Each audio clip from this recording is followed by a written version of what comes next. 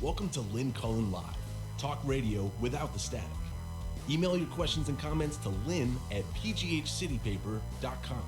And now your host, Lynn Cullen. Hey, hi, welcome to the program. It's a Monday. I'm chilled for some reason. It's November 18th, back from the windy city of Chicago. It's such a beautiful city if you're driving up the lakeshore. And Saturday night I was, and I turned at one point with Lake Michigan on my left, and at night it was, and the city all lit up and beautiful on the right. And I said to my companions, I said, gee, this city is so beautiful. And just as I said it, we were absolutely parallel to what my eye took in, what I couldn't unsee, was the word Trump in like huge letters, obviously a Trump tower. It was in the distance, but God, it was like getting sucker punched. It was like, I can't even enjoy this beautiful view without you intruding on that. And then, of course, there were the there were the awkward conversations with other members of the extended family who clearly think Trump's doing an excellent job. Wow, just wow. And the hushed conversations with others about how none of it matters because the environmental issue is the most important thing, and maybe we should start looking to buy land where there's fresh water and north where it won't be as hot and remote where, yeah, let's just all become the Unabomber. I'm just going to get I don't know. Jeez. So,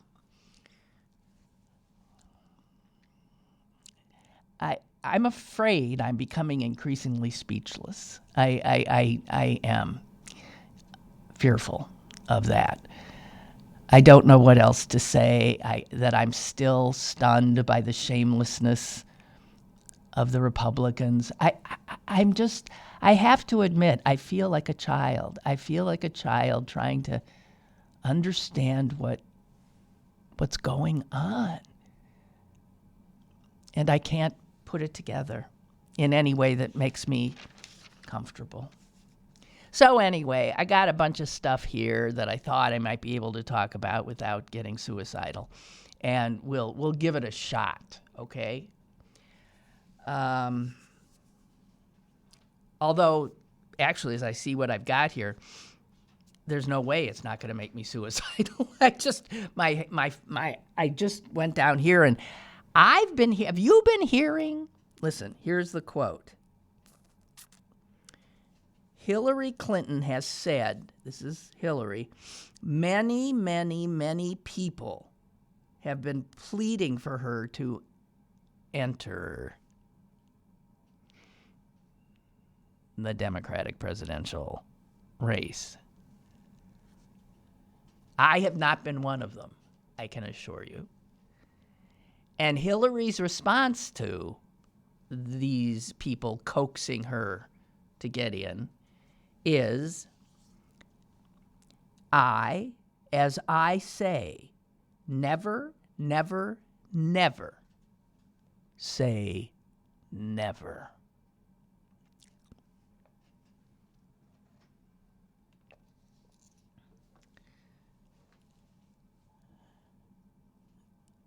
I was totally behind her 4 years ago. I don't want her in now.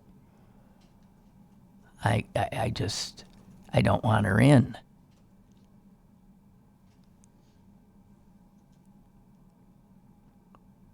Did you see the president claiming that his daughter, Ivanka, has created 14 million jobs single-handedly? And I mean, what? I mean, what? 14 million jobs. Ivanka created single-handedly. And we're not throwing her a ticker tape parade? Jeez. Anyway, someone crunched the numbers and said that if she created 14 million jobs, that means that she deserves credit for a 233%, for a staggering 233% of the 6 million jobs created in the actual period. There have been 6 million jobs created. If she created 14 million, then that would be a 200. I mean, there is no reality in this world. None. And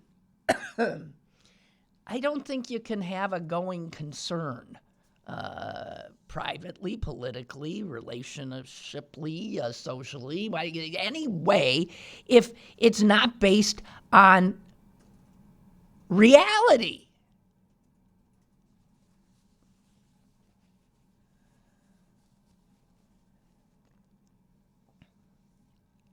Trump went to the hospital this weekend.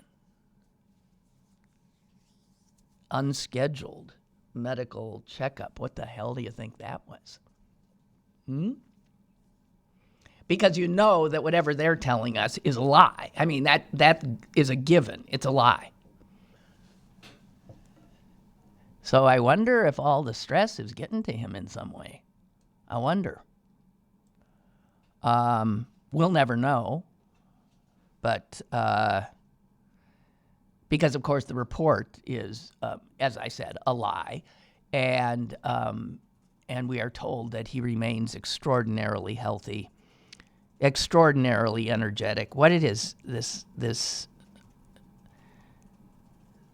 Stepford wife, who's his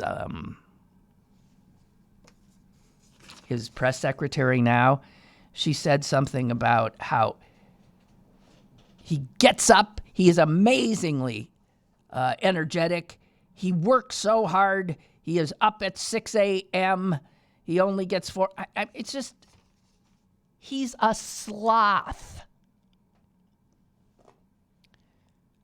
A cheeseburger-eating sloth.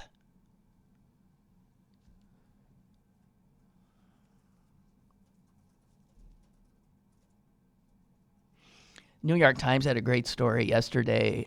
I don't have the specifics here, but check it out. It was a front page story on how Trump's, tax cut, how it was touted as, the trickle-down thing, where if we give this big tax cut to corporate America, what they're going to be able to do then is turn around and invest that money that would have gone to the Treasury, reinvested into their businesses, creating jobs, reinvesting it, buying new equipment, making a stronger economy, trickling it down, spreading it around.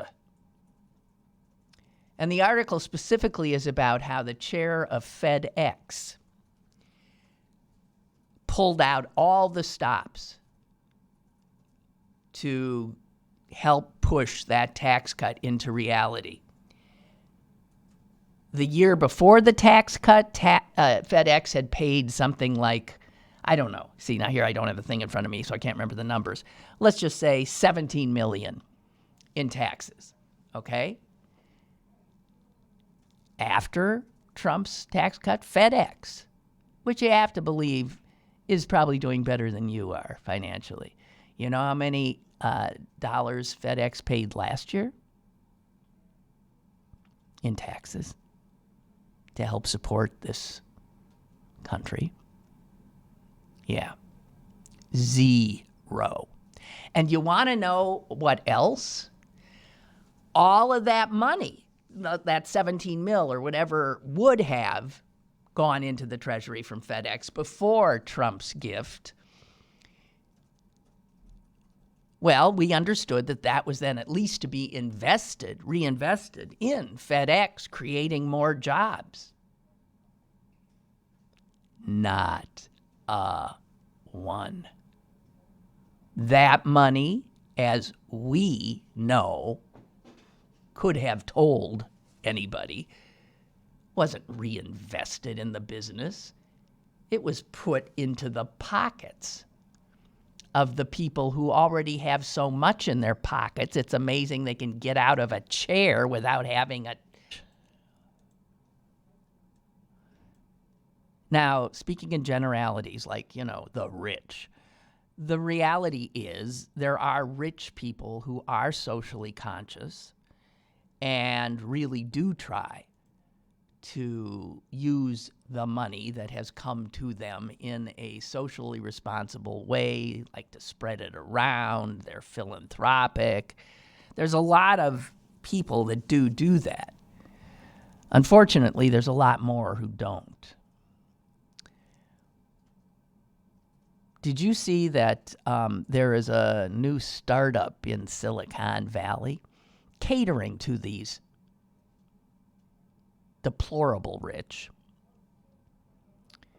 And their company sells blood plasma, the blood plasma of young people, to old rich people. Essentially transfusions. So here's their business model. In the Silicon Valley, where there's this huge homeless problem because the rich have driven up the cost of living there, the price of homes, everything, that the homeless are everywhere. And to make a buck, what people who don't have money do is sell their blood, sell their plasma. So in this case, the business model of this business is to attract young, healthy, desperate, poor people to come in and drain their blood, have their blood drained for a price. I'm sure a piddling price, but it's something to them. And that this company sticks that stuff into the desiccated veins of old, despicable, rich people because they think these transfusions, which they pay $8,000 a liter for,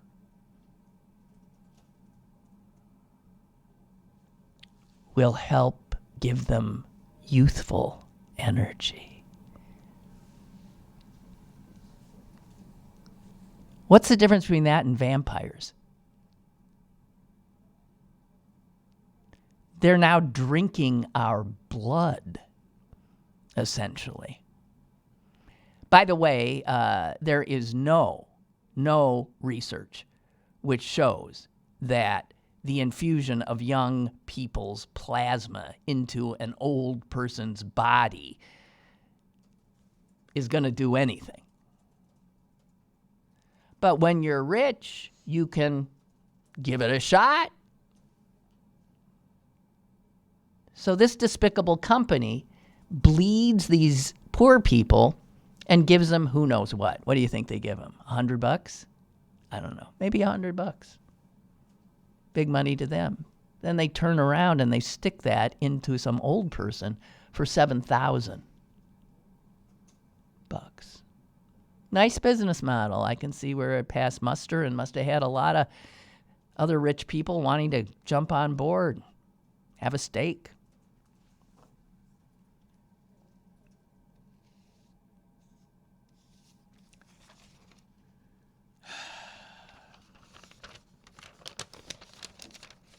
Modern day vampires.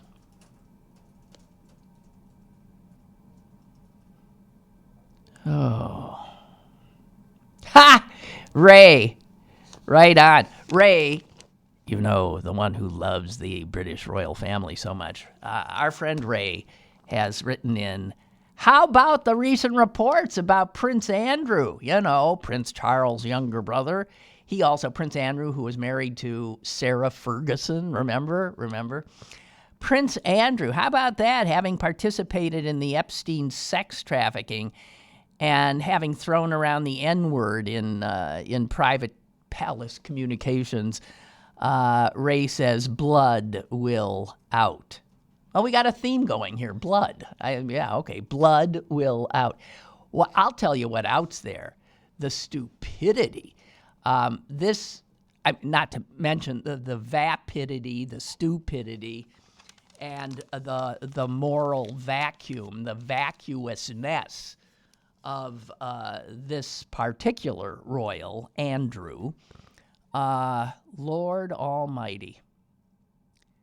We now know he's a pedophile, mostly because he said he wasn't, and against anyone's advice, giving an interview in which he so clearly was incapable of defending himself. He befriended Epstein after Epstein had gotten out of jail the first time. It's just cringeworthy. So I guess, Ray, you're not one of the Americans who are avidly watching the new season of The Crown. Oh, dear. Let's see what else I got here. Oh, I want to mention this because, so much, the fact that I only work 4 days now.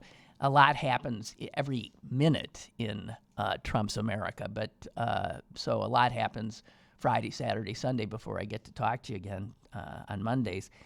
And I wanted to talk to you about Nikki Haley. What an operator that one is. Keep your eye out. I'm amazed, actually.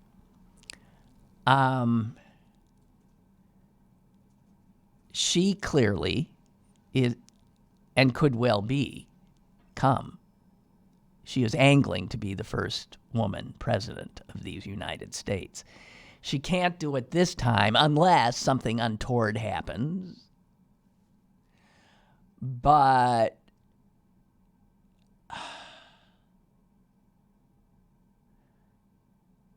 this aider and abetter and apologizer for Donald Trump wants to sell herself as somebody who's somehow unsullied.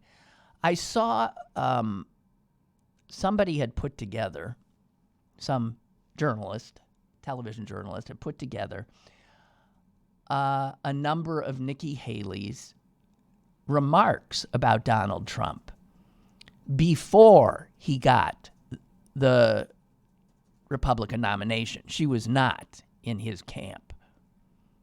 I believe she was a Rubio supporter. And she said, and they played for her what she had said about Donald Trump. And it sounded like what I say about him, about his despicable behavior, his vulgarity, his xenophobia, his racism, his unfitness for office, blah, blah, blah. She said it all. How she wouldn't let her children even listen to him. What a horrible, how can she teach her children the proper way to behave when a president? And she watched all her former, and actually had the, I guess this would be called political poise, to sort of laugh. Well, the president is who he is. And now I guess that's okay. He's an older man, she said. He won't change. And then she said she thought and knew him to be a truthful person. Quote, Haley, in every instance that I dealt with him, he was truthful. He listened, and he was great to work with.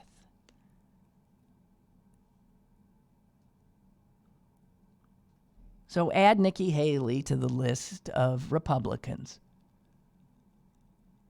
who've made the calculations and have decided they'll sell their souls. They'll sell their souls for political power. They'll say what they have to say. They'll laugh at things they used to say that are the exact opposite of what they now utter.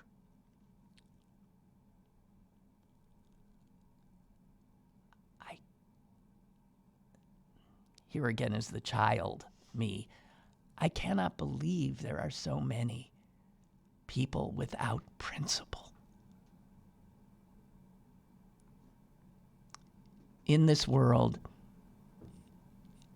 and who are so able to look us in the eye and lie. It's so transparent.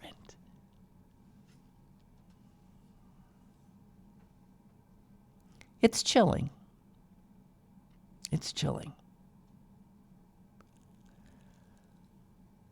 Roger says about bleeding poor people to give their blood to the rich. He says, are we living in the movies Get Out or The Hunger Games? Uh-huh. That's why Get Out was such a great movie. Yeah. Maybe the HBO show The Watchmen. You know what? Name it. It's some terrifying dystopia. Yeah. The Hunger Games for sure. Talk about reality imitating art, says Roger. Or is it the other way around now? Sorry, but my head has been spinning a lot lately. Yeah.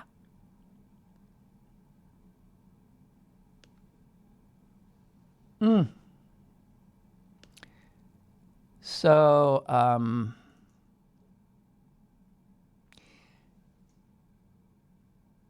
wondering whether to go here or not. Oh, well, let's do it. There was a piece in the Washington Post, I think yesterday.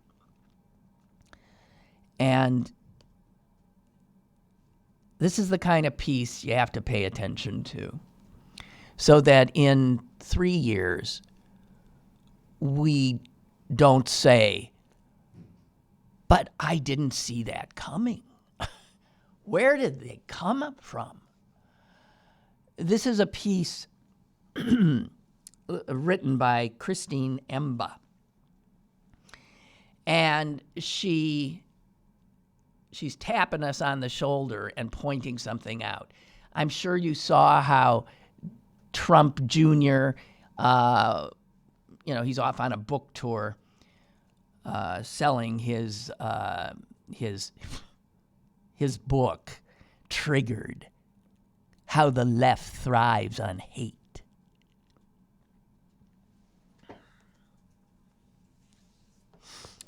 And he was giving a speech at, I think it was UCLA, a week ago or so, and he got heckled. Well, yeah, shocking. He's at UCLA. Of course he's going to get heckled. And he was being booed, and he assumed, and anyone else would have assumed, that he was being heckled by leftists. I mean, I shouldn't have said right because that confused you. Being heckled by lefties, right? Left, right, right. No. Trump Jr. was being heckled by people who are to the right of Trump. And what this column is about is pay attention to that. Because the next wave of American conservatism, that the hecklers, those people, to the right of Donald Trump. And these guys are flat out white nationalists. Flat out white nationalists. So what this piece says is don't kid yourself. Right now, within the conservative, what's called conservative, it's not conservative. It's radical, it's reactionary, and it's fascistic. The Republican Party is weak, and it is so weak it was taken over by this idiot, Donald Trump, this showman, this carnival barker. And now there is a growing flank on the right, emboldened by Trump, the haters, the racists, the nationalists, the fascists. And they are organizing, and they're feeling strong enough that they actually were heckling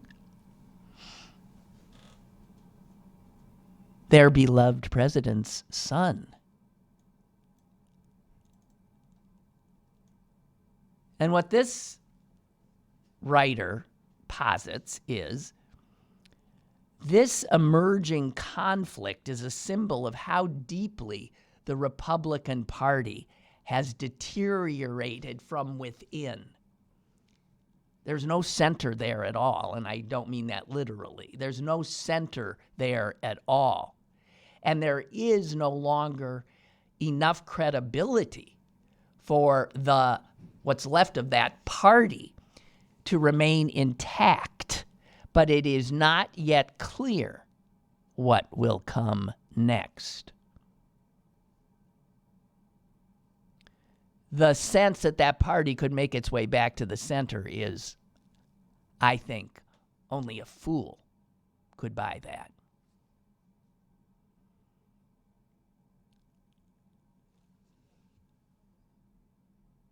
The people who are on the right of the Trumpers are have a lot of sort of leaders, one of whom is a guy named Nicholas Fuentes.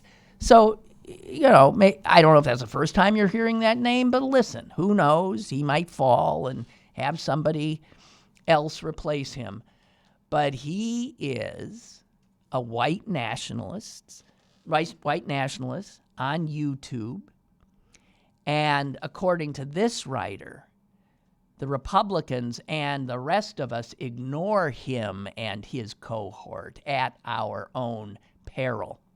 Because this new iteration of American conservatism is dangerous. And this is what the GOP has wrought. By electing Trump to the White House and then backing him no matter what, despite the lies, but the crime, the grifting, all of it, they have relinquished any claim they have to still being a Republican Party, of conservative values. Gone.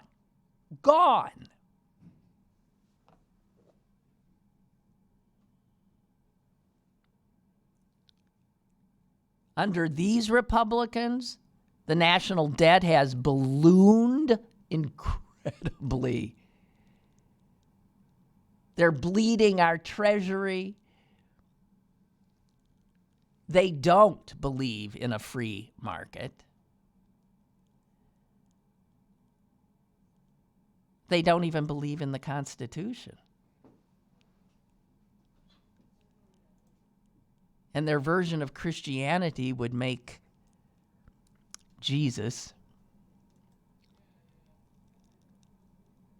cry. So what they got left are tribalism, nationalism, white supremacy, fear. That's what the Republican Party represents now. And peddling in false realities and getting up every morning, is what Republicans do, trying to figure out how to take down truth, how to fudge fact.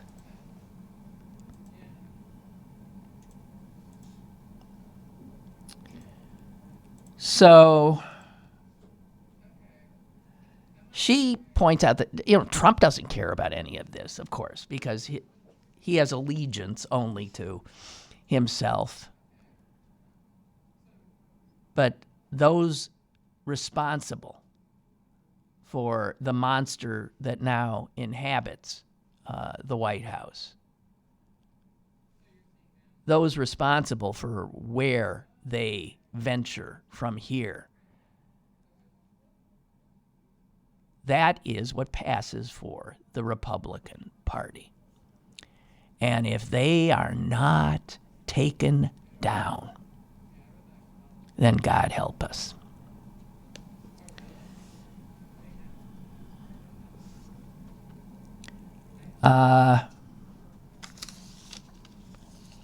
Actually, when it comes to the poll, when voters have gone to the polls of late, they haven't followed Trump's lead. 2 red states we've seen now, gubernatorial elections, both states that Trump went into and personally on election eve told the red state voters there to give me a win, and twice they didn't. So Kentucky, a red state, now has a Democrat as governor. And Louisiana, as red a state as you want, now has a Democratic governor. I mean, he's in the Democratic Party. He might be pro-gun, he's like Democrats around here, a lot of them. Pro-gun, anti-abortion. So the fact that Trump goes into these places and doesn't get the win, I don't want to make too much of it, but I bet it doesn't make the despicable members of the GOP too happy.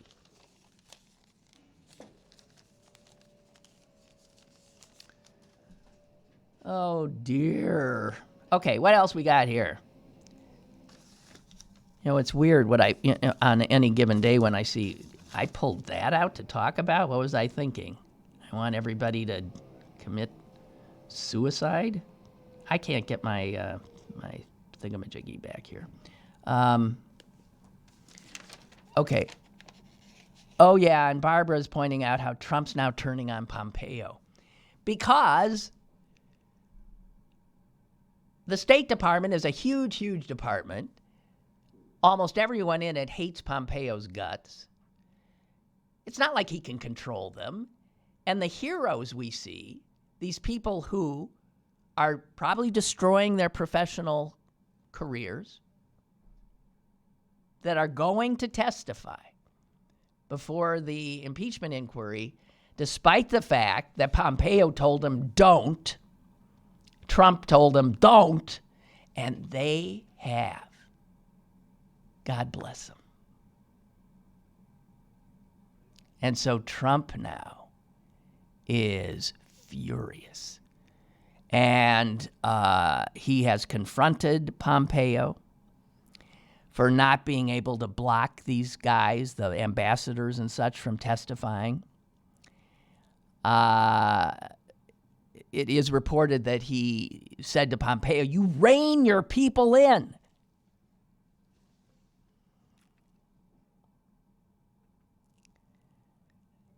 Well, why do you think he went to the hospital? He could be, seriously freaked out. Maybe he's having panic attacks. Maybe his anxiety level maybe he's, threatening God knows what. I don't know. I don't know. He increasingly he will have nobody around him except who? Stephen Miller. and others of that ilk. And I suspect you have seen these emails that Miller wrote to a reporter at Breitbart in the 2 years ago that are just obvious indicators that he's a white nationalist. And what's so amazing about that is he was born a Jew. White nationalists don't like Jews. Does he not know that?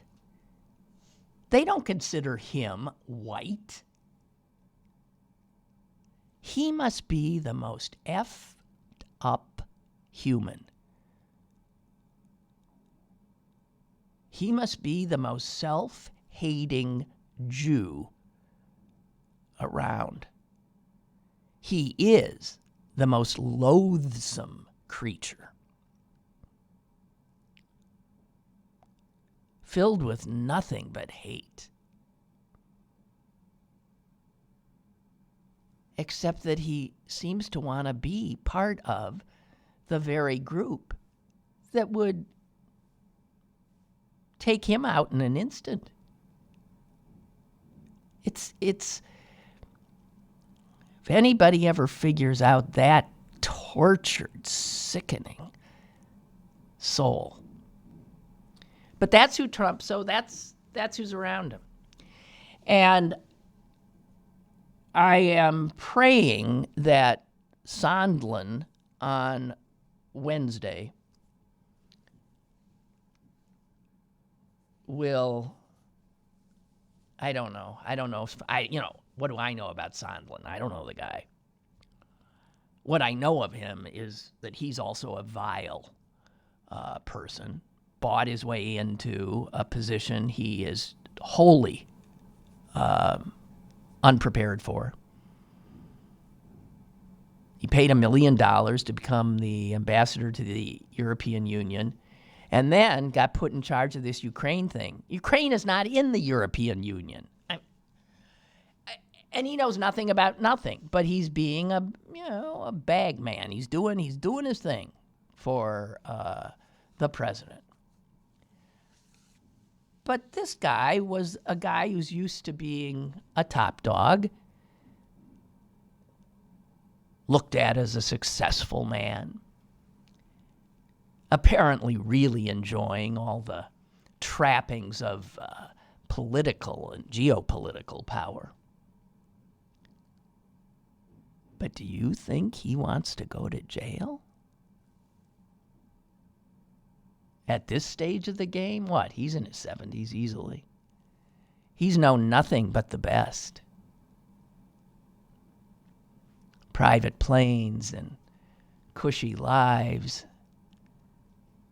800 thread count sheets. The best food. You think he wants to go to jail? He's already perjured himself. And on Wednesday, if he doesn't backtrack on a whole bunch of other stuff, he will perjure himself again and again and again. And if he knows history, if he knows how many of the men around Richard Nixon, big men, strong men, successful men, powerful men like him, went to jail, while Richard Nixon did not. He doesn't think that might play out again. So it'll be interesting Wednesday. That's the testimony I want to see. Because my sense, my bet, is that Sandlin is not, well, he's in a predicament, right? Does he go down by perjuring himself and end up in jail? Or does he go down by telling the truth and facing the wrath of Donald Trump and the Republicans? Either way, He's done. And he's got to know that. And if he doesn't know it, he surely has an attorney who's telling him that. Trump might not get convicted because we got the Senate, the jury's packed. But Gordon Sandlin doesn't have that protection. I don't know.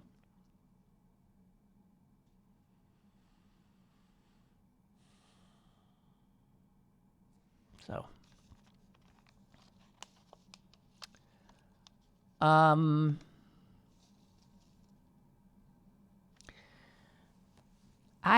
I'd seen in the corner of my eye little stories about this, but hadn't paid attention, and then I finally did this weekend read something.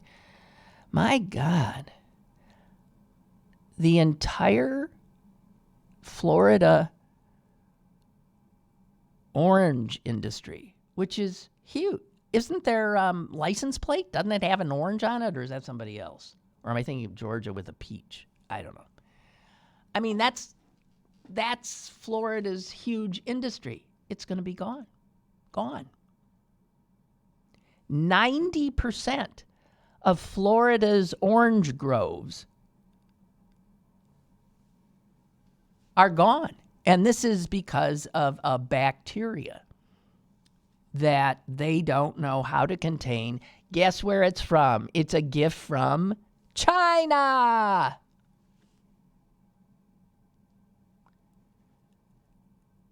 And it does not allow an orange to ripen. So you got 90% of Florida's orange crop gone. Such a huge industry. I don't know. I just wanted to point out there's something else that's happening. And another thing I want to point out that I saw that blew me away. Wounded veterans are exploited all the time for political gain. The thank you for your service crowd while they, eviscerate VA programs and all this kind of thank you for your service, but you know what, we'll let you die. A lot of the injuries suffered in Iraq, I know, with the IEDs, where somebody managed to survive. They maybe survived, but their legs are gone, their arms are gone, and often, they lose their manhood, their private parts are just blown away. But they live. It's not an unusual outcome. So there are a lot of people who Dick Cheney and Condoleezza Rice and George W. Bush and Rumsfeld sent off to that unnecessary war, which has created more horror.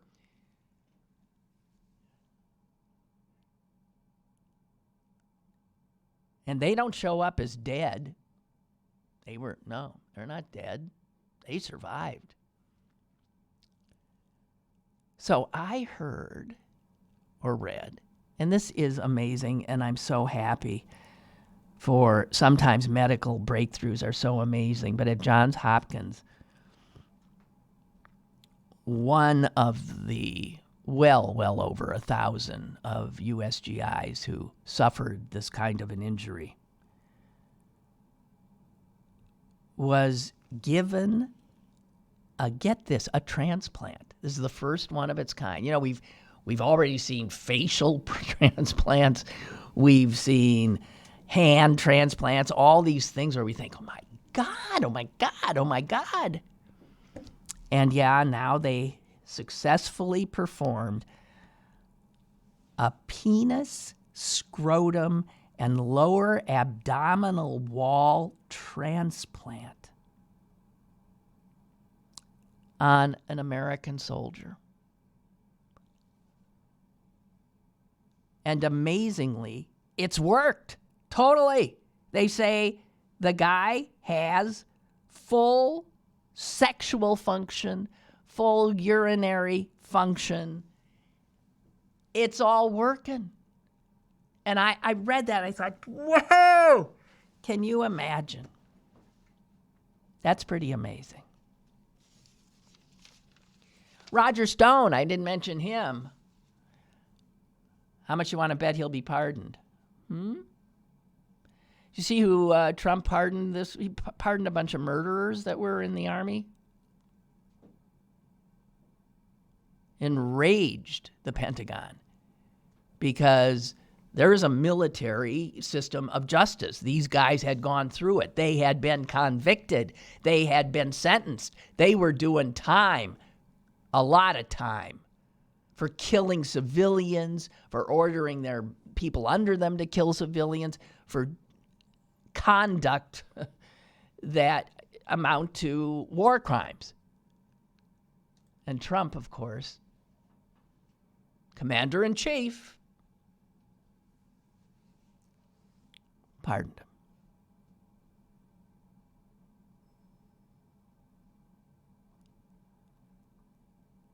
So yeah, Barbara is suggesting the two figures in his campaign who most directly colluded with Russia, now both convicts, Roger Stone, Paul Manafort, they refused to cooperate with Mueller. They did the perjury thing. They were in the same position that Gordon Sandlin is.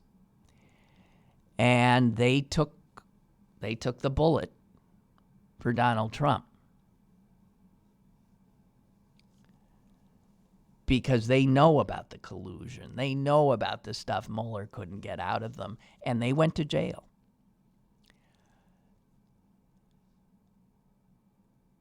Will they be pardoned?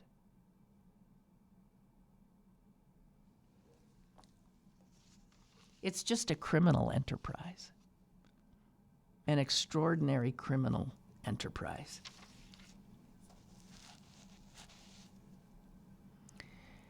And then did you hear about, Jesus, the, I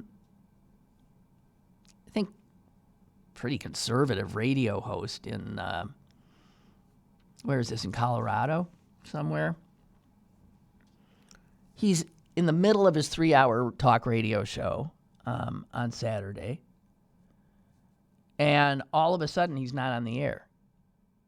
He doesn't even know it. He's yapping into his microphone, but what he doesn't know is the station has shut him down and have put out network programming. And eventually the program director, storms into his studio and just says, "You're done." What had he done? He'd criticized Donald Trump. This is a Denver station.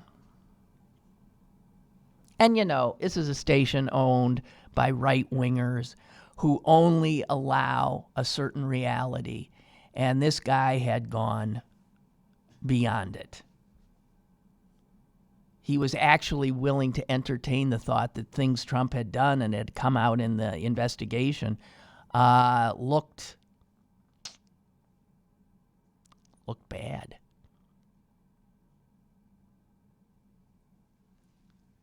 So the people who just shut him down mid-show, are not talking. They've destroyed all evidence that this guy was ever there. All of his shows have disappeared into the ether. Apparently, they're trying to say it's because he appeared on some other network, another show somewhere else. But his contract showed that he had the right to do that. God. So, and it's not, listen, this has happened before, actually, in my hometown of Green Bay, Wisconsin, which is as red as they come. A guy last year who was on, these stations are propaganda entities. And normally right-wing conservative talk show host in Green Bay actually started to waver a little bit and said a few things that were critical of Trump. He's gone. He was fired. And the fact is you can do that. I mean, you serve, as we find out, people serve, ambassadors serve at the pleasure of the president. People in broadcasting serve at the pleasure of their employer. And so if the employer sees their station as a propaganda arm of a certain political party, then, well, that's just the way it is. So this has happened before, but you'll see more and more and more of it as the United States becomes increasingly unrecognizable. I don't understand it. I mean, I don't recognize it in any real way. And the hate just keeps on coming, guys. Syracuse, way to go. Syracuse University. I guess they've suspended all fraternity activities on campus until I don't know when. And this is just the latest incident where some black woman walking on the campus was accosted and assaulted by with verbiage. One can only imagine. There have been at least 10 racist incidents reported just this month at just this American university, Syracuse.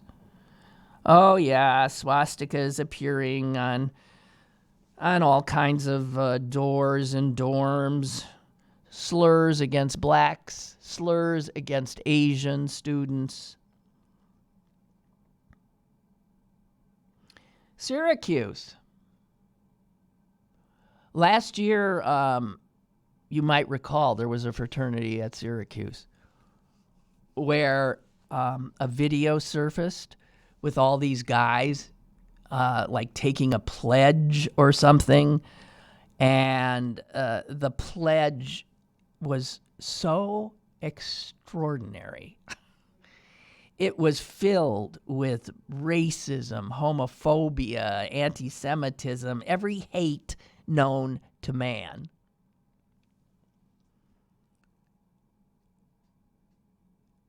And they actually, it's a 6-minute video.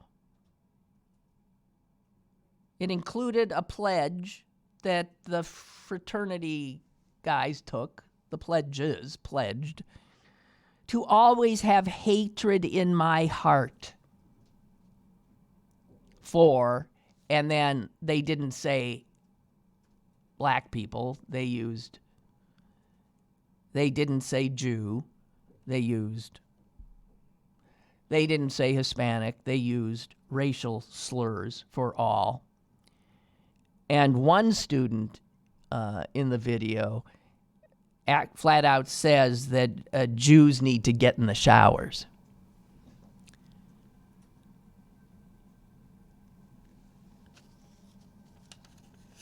There have been some student protests, obviously, about this, but what's most chilling is the statement of a 17-year-old freshman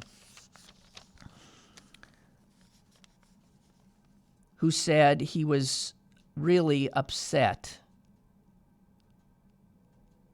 with what has happened on campus, but he's most upset, and here's his words, the general apathy I see from the majority of the student population here regarding all of this is frightening.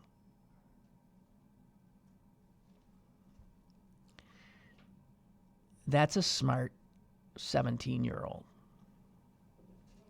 He understands that every bit as scary as the swastikas and the videos and the taunting of minorities on campus. is the going about their business, I got things to do, apathetic, ain't about me response from the majority of students. And that is, of course, the lesson that supposedly we were to have learned after genocides happen. That the only way that evil people get to do their thing is for good people to look the other way.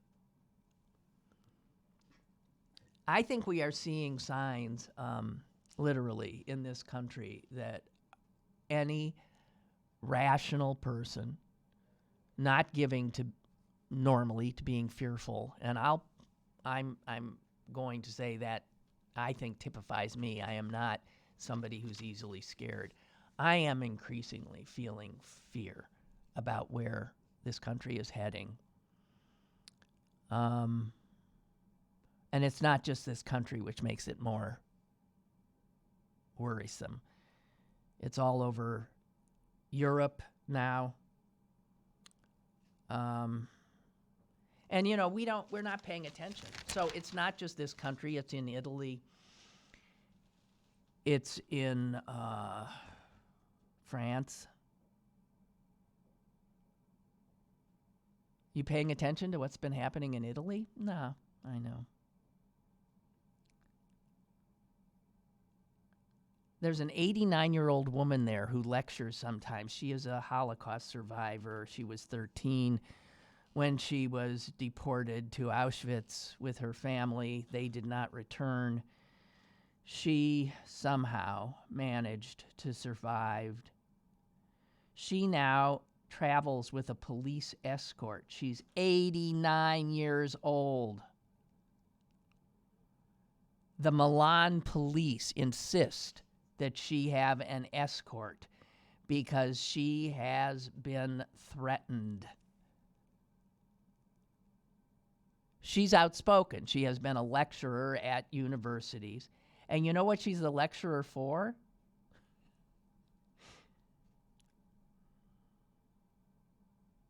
She's a lecturer for people being nice to each other.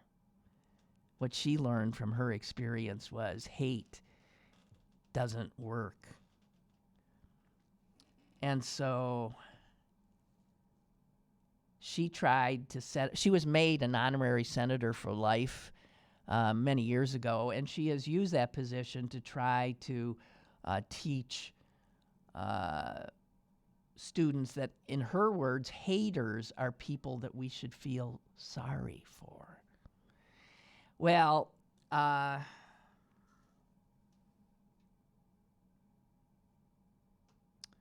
son said she is not afraid, but she is shocked. Last week, a black soccer star for an Italian team, who also has the misfortune of being raised, he was adopted and raised by a Jewish family. So he's not only black, but he's a Jew, double whammy.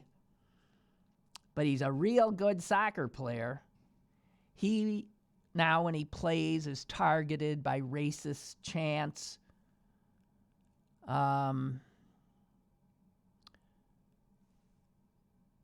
Last week in Verona. And then the mayor of Verona, what did he do? He defended the fans who taunted this black, Jewish, Italian soccer player. The mayor of Verona, Italy, said, "Those weren't anti-Semitic cheers. I mean, Hitler chants are just kidding around."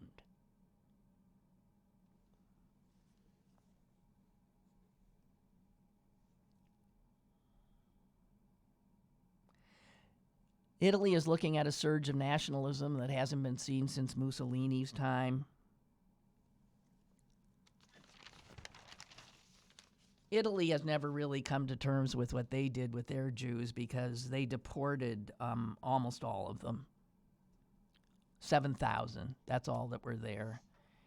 And the vast majority never made it out alive. 733 Jewish Italian children were sent to Auschwitz.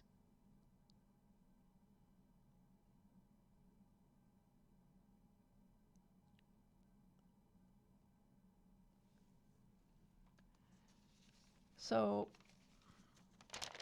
you've got 89-year-old Jewish women needing police escorts in Italy now. We have had, all I'm saying to you is pay attention, because the hairs on the back of my neck, and I think Jews have special hairs because, through the genetics of millennia of having to run, they're starting to stand up. And make no mistake, if Donald Trump, especially if Donald Trump wins re-election,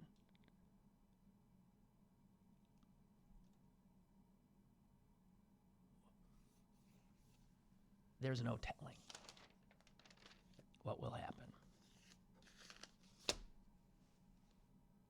There. I'm done. I don't know how much longer I'm going to be able to do this, frankly. But for today, I'm done.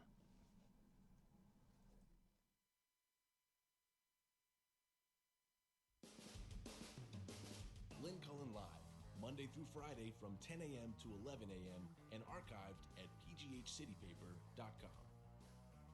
The opinions expressed on Lynn Cullen Live are those of the host and do not necessarily reflect the viewpoints of Pittsburgh City Paper or its advertisers.